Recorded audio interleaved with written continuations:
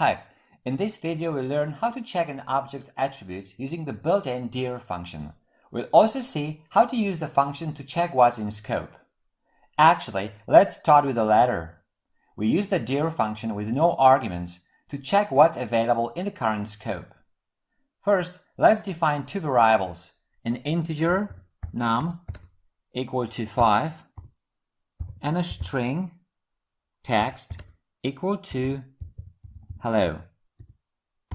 Now we can print the result of the dir function without any arguments. Now let's run this code, and here we have it.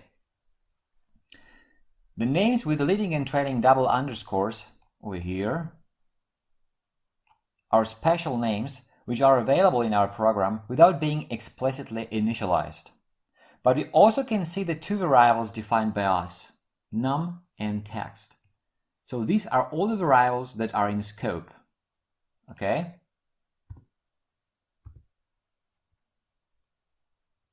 We can pass any object as the argument to the dir function, and then the function will return all its attributes. So let's pass the variable num as the argument to the function. And now let's run the code. Yeah. As the variable num is an integer object, the function returns all the attributes available for integer objects. There are quite a few.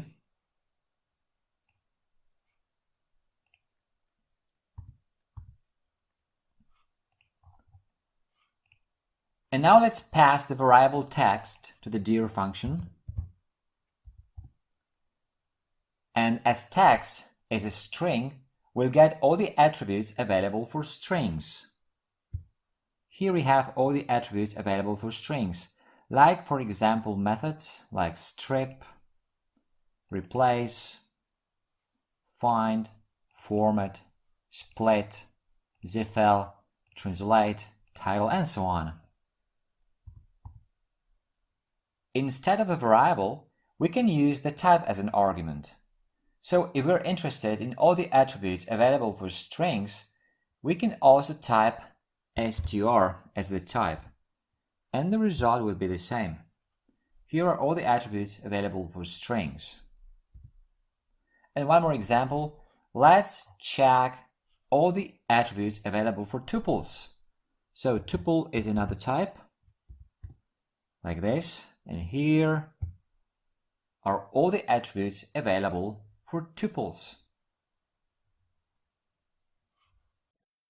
Okay, that's it for this video. If you like it, a thumbs up would be great. Also, make sure to subscribe for future videos.